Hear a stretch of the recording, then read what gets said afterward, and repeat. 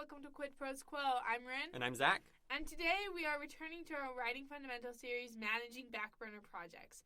I'm super excited about this project because I have so many projects on the back burner where I'm just like, I was talking to my creative writing capstone professor the other day, and I was like, yeah, Dauntless, the project I'm working on for his class, is my 9th novel, and I'm just like, this is a lot. That is a lot. Yeah, it's a lot. Only one of those is published, so... Hey, it still counts. It still counts. But let's talk about, what it means for something to be on the back burner. Because I actually ran into this when I was chatting with a friend of mine from Germany, where I was describing, putting something on the back burner, and, the term didn't bridge the cultural divide, despite the fact we were both speaking English. So let's define that for our readers. What does it mean to put something on the back burner? So to put something on the back burner is to take it out of the forefront of your mind and, not work on it as immediately as you're working on, another project. Yeah. So it's still in the back of your mind, or at least the back of your project log. I think one value of putting things on the back burner is, you don't have to think about it for a while, and then you can come back at it with fresh eyes. Yeah. Yeah, and I think that time where you say, okay, I'm going to put this aside for right now and I'm going to work on something else, gives you time for your brain to do the whole, all of the unconscious work where it starts to work on it and turn it inside out, and then you come back to it and you're like, aha! That's what I need to do to fix this part, or that's what I need to do in order to finish this out. One of the things that I think about with backburner projects is that it also helps you to be agile. If you are looking to, participate in contests or anthologies, if that's kind of where your focus is, sometimes those news will pop up or it will land in your lap, and you will just need to be like, okay, I'm going to put this aside and it's time to work on this project. That's what I did with my most recent short story that I wrote. Where I heard about this anthology and I wanted to submit to it, so I needed to put my, finishing up my nano project aside in order to work on this short story. And it actually ended up working out really well. Yeah, that's awesome.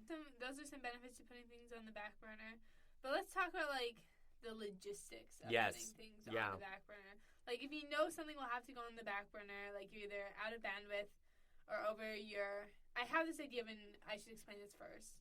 Of a novel ecosystem carrying capacity. Because I'm a biologist and environmental scientist, so I think about stuff like this. Yeah.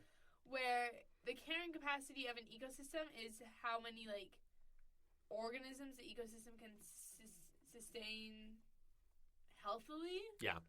And if you go over that carrying capacity, then things are going to plummet down. And you see this in, predator-prey graphs where, they have opposite peaks and, low points. So yeah, I think if we have carrying capacities for our novel ecosystems, and each of us has a different number of projects you can work on, I think my max projects is really only 2, 3, 4 that I can effectively work on at a time. Whereas someone else might be able to actually manage all 9 of the novels I have going on right now. I just have a very big stove with a lot of backburners right now. But if you know that something's going to have to go on the back burner, you're out of bandwidth, you're burned out, you're over your novel ecosystem carrying capacity, how do you prepare something so you can come back to it later? Yeah, I think one of the things that has been important for me is making sure that I know what's going on in the project, which usually means, and I don't love doing this, but because I use Scrivener to do my writing projects, I use the corkboard feature to write summaries about what's going on in each of the scenes. Yeah. And if I haven't done that, if I'm preparing to freeze dry something, or if I'm preparing to put something on the back burner, filling those out is really helpful because then I don't have to read through 80,000 words to figure out what is happening right now and where did I hope it would go. Yeah, exactly. And you mentioned freeze drying, which is the term I have in the show notes. Yeah. For essentially doing that, writing summaries, preparing it so you can come back to it later and just thaw it out. Be okay. We have a lot of kitchen metaphors in this episode. Freeze drying, back burners. Let's see if we can find anything else. Yeah. I think another thing that can be helpful is setting calendar reminders so you, like, look back at it. Mm-hmm. So this is something I didn't do for, like, my Greek mythology dystopian sci-fi that I haven't touched in, like, a year and a half. And it's so hard for me to go back to because I haven't, like, thought about it for a year and a half. Beyond, like, very surface level, like, talking to people like, oh, this is one of the projects I have going on. Mm-hmm. And that gives accountability. You can use people also to be like, hey, remind me about that project. Because if you have readers who are invested in your work and you mention a project that they're interested in, they'll be like, hey, what about that? Yeah, that's what's happening right now with my Mad Hatter project. People are just like, hey, Rin, when's the prequel to All Hail the Queen of Hearts coming out? And I'm like, that's a great question. It's like, let me finish the capstone first. Please let me finish the capstone first. I need to graduate. I do need to graduate. I like what you've written inside of the outline where you highlight where you left off. And this is more than just, like, it's more than just, like, physically highlighting the end of this, like, the end of the manuscript or where you stopped. It's creating some notes, whether you write it a little bit above or you do a sidebar or a sticky note or however you're doing this. But you actually describe what's going on in your head as the writer as far as what's going on in the scene, how you see the scene going, and how it fits into the broader part of it. So when I am looking at, so I have the nano project that I mentioned earlier that it has now been sitting on the back burner for about a month. And I'm thinking it's going to go onto the back burner for a little bit longer just because of how I'm pivoting in my writing career at the moment.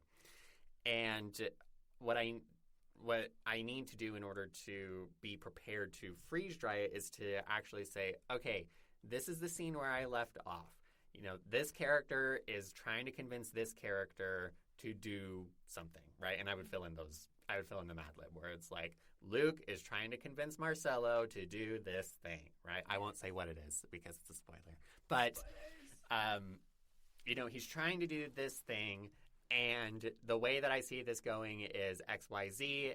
And after this scene, then we're going to do a POV jump back to Lucy, and I have notes about what Lucy is going to do. So That's the kind of summarizing. Yeah, and I think one other thing I have about this highlighting, so in addition to doing the notes, which I do even, like, on a regular day when I'm just, like, finished writing for the day, like, I've run out of time for writing, and I have to, like, go to school or go to my next obligation, you highlight a few lines above where you, like, left off, so you have to, like, reread those, like, last few lines, and that helps you get back into the mindset. Yeah. But yeah, I think the notes on what's going to happen next can be so valuable. Like I said, I do that even for just my regular writing days. Yeah. So let's say that you put a project on the back burner. It's been sitting there for a month, 2 months, a year, whatever. How do you get back into it? What kind of tips do you have for that? Yeah. So usually there's a lot of projects on the back burner, at least if you're like me. Yeah. So I think you're trying to choose which one to bring to a front burner because maybe you just, like, finish something and it's, like, time for it to, like, rest so you can get ready for publication, or it just needs to, like, rest in between drafts. Maybe you're waiting to hear back from publications. Exactly. So first you have to choose which back burner project you want to get into. So you, like, scroll through your list of projects, and hopefully you've done, like, one thing we did mention, like, when you're preparing to put on the back burner is doing, like, a one-line summary, like a tagline of what the project is. Yeah. So, because, like, if I didn't have the tagline next to my project Asphodel about, like, this is a Greek mythology dystopian sci-fi, I would look at the word Asphodel and I'm like, huh, that's neat. I wonder what that's about. That's a flower. That's a flower. And, like, there's obviously, like, symbolism with, like, the underworld. Yeah. And everything. But it's a flower. But it's a flower. Yeah, and it's just a working title. Like, that's not going to stay. But, like, you scroll through your list of projects and their taglines, and you're like, okay, this one sounds good. I'm feeling inspired to work on this one. And then you have to, like, go through and rediscover it and remind yourself why it sparked joy. And if you've done all the prep that we just talked about, then hopefully it's going to be easier for you to get back into it because you'll have all these, like, scene summaries and session notes and just, like, these ideas of, like, where you think the story will go next. And it should be hopefully easier to get back into. Yeah, I like what you said about taglines because the tagline can help you get reinvested.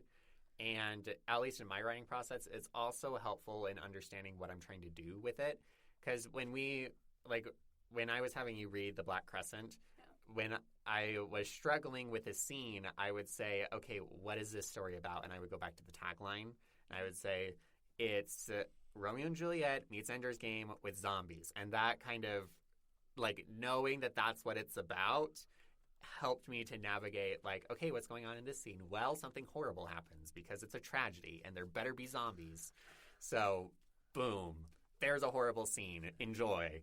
Yeah, that sounds about right, actually. These, like, taglines can be so crucial. It's, like, keeping your work thematic within a work. So that's a really good point to point out. Yeah, and once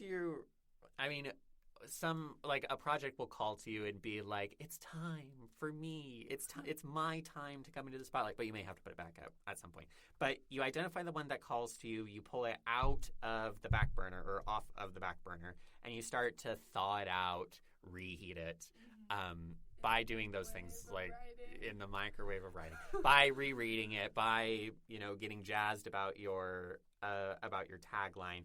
And then you can start over and you can keep going, just like how when you have leftovers in the freezer, you microwave them and then you're ready to go. Yeah, absolutely.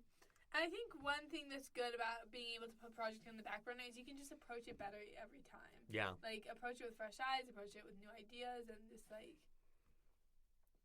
bring something new to the work every time. And that helps keep the work fresh because, like we talked about in the book club episode last, if your book is boring to you, it's going to be boring to your readers. Yes. If it doesn't feel fresh to you, it's not going to feel fresh to your readers either. Mm-hmm. And obviously there are some caveats with that. If you're on your third draft, it's not going to feel as fresh as it did the first time around. But there you go. All things considered. All things considered. That's all I've got for this episode. Do you have any final thoughts, Zach? Nope. You're the master of the freeze drying, so I'm gonna leave it up to you. Yeah, I am the food prisoner of writing. I just love jam and all that. Nice. Nice. This has been Quid Pros Quo. Thank you so much for tuning in. We'll see you next week to continue our Writing Fundamentals episode. Quid Pros Quo is hosted by DC Winters and CK Jensen.